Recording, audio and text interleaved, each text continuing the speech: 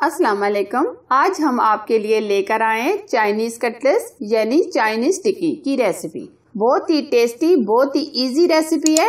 इसकी जो खास बात है कि हम इसमें बहुत सारी सब्जियां शामिल करेंगे, जिसकी वजह से ये बन जाएंगे बहुत ही हेल्दी। अगर मेरी चाइनीज कटलेट्स की रेसिपी पसंद आए तो लाइक एंड दोस्तों के साथ शेयर कीजिएगा। तो चाइनीज कटलेट्स बनाना शुरू करते हैं।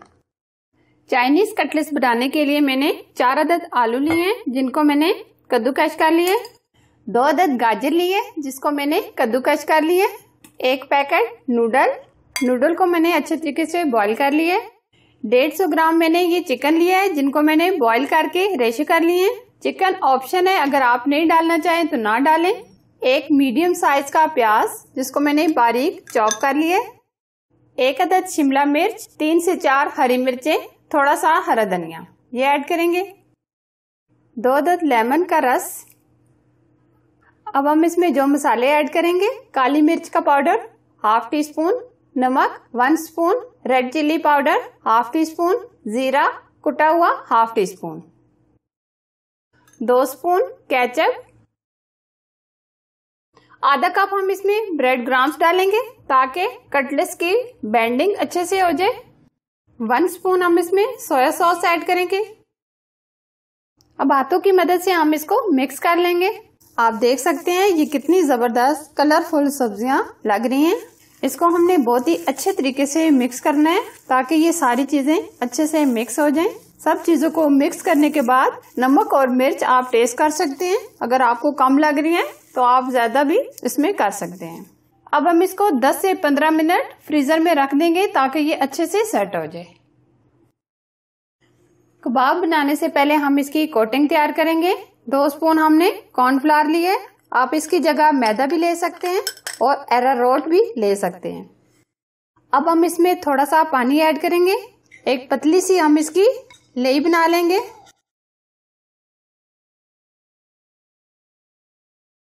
इस तरह की। अब हम इसके कबाब बनाएंगे। मिक्सर को हमने 15 मिनट फ्रीजर में रखकर अच्छे से ठंडा कर लिया। फ्रेश ब्रेड क्रम्स लिए मैंने 2 कप के करीब। अब हम इसके कबाब बनाना शुरू करते हैं।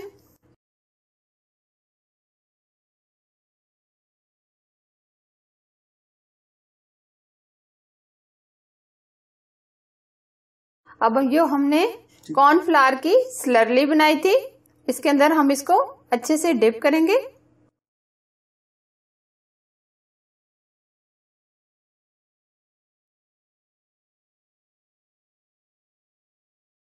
ब्रेड क्रम्ब से हमने इसकी कोटिंग कर ली है।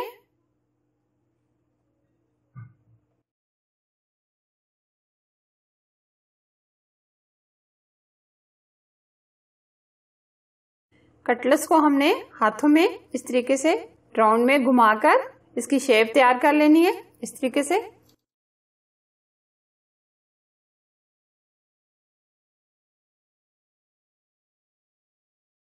इसी तरह हम ये सारे तैयार कर लेंगे।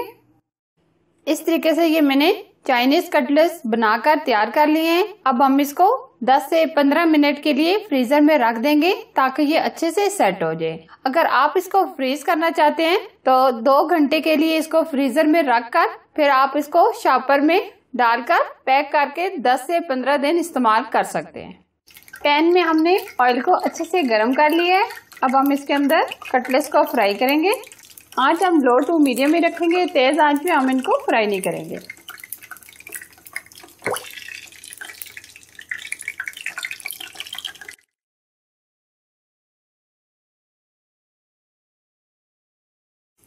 एक साइड से हमने इसको फ्राई कर लिया है।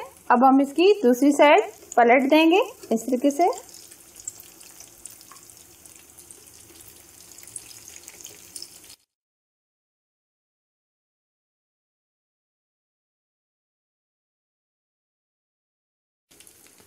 अब ये दोनों तरफ से फ्राई हो गए। अब हम इनको निकाल लेंगे।